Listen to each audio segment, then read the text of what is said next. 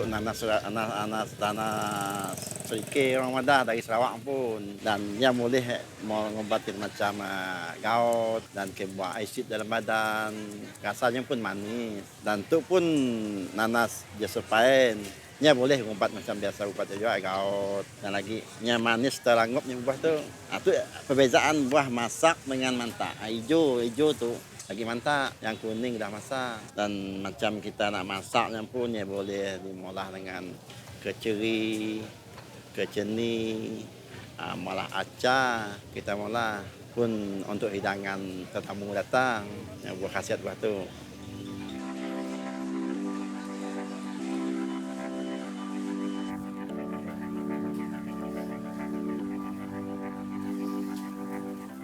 Proses membuat kerabu nanas ni tidaklah susah. Sediakan kerisik, garam, gula, bawang besar, kemudian nanas. Seterusnya, kita potongkan nanas tu terpulanglah dengan potongan apa dan campurkan ke dalam satu bekas atau mixing bowl dan digaul rata. Setelah itu sedia dihidangkan.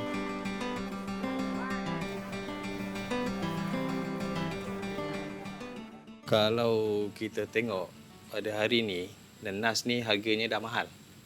Jadi kita tahulah daripada situ bahawa nanas ni mempunyai suatu kekuatan yang mempunyai khasiat yang tinggi. Sebab tu harga dia melambung. Jadi dalam nanas ni kalau kita tengok dia mempunyai kandungan vitamin C yang tinggi dan juga ada beberapa jenis flavonoid yang penting untuk sebagai antioksidan dan juga dia juga boleh terlibat dalam pembunuhan kuman. Kita dah tahu tadi dalam nanas ni ada vitamin C yang tinggi, kandungan vitamin C yang tinggi. So kalau kita campurkan dengan dalam makanan, biasanya nanas ni kita buat apa?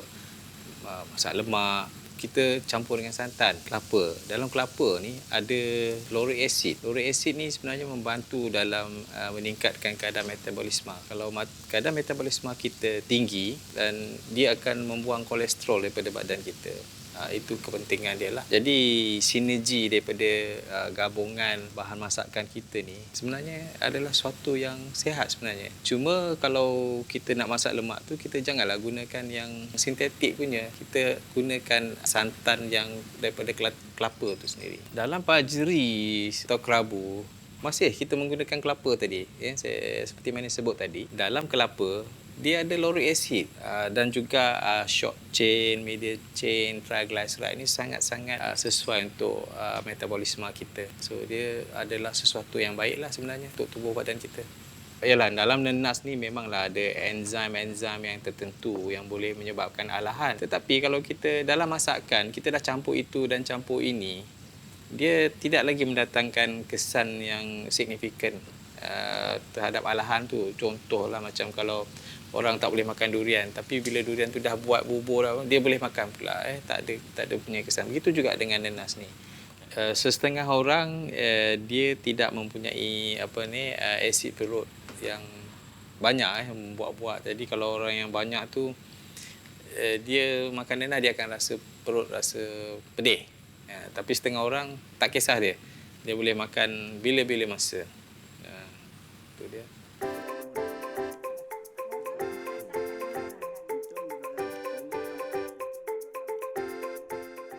One thing about nanas is you boleh consume nanas daripada you breakfast sampailah you ke dinner sebenarnya. Depends on how you manipulate the food and manipulate the fruit itself. Sebab I'm a big fan of nanas. I memang boleh makan nanas. Memang kamu ada supply nanas every week bah. Orang akan hantar ke rumah apa semua nak. Tapi sebenarnya I'm not a big fan of pajeri nanas. I pun lah terlalu suka gila pajeri nanas. But then when it comes to pengilan apa semua, benda selalu hidang kita makan lah. Kan ada orang suka makan jam nanas. And I rasa ada orang molah jam nanas ya from scratch. Nyesik beli pun dekat kedai, which tastes better than the one yang you jumpa dekat rak kedai nak. So I think the one you boleh consume as your breakfast. As far as I'm concerned, nanas tu bagus untuk macam gym goers apa semua.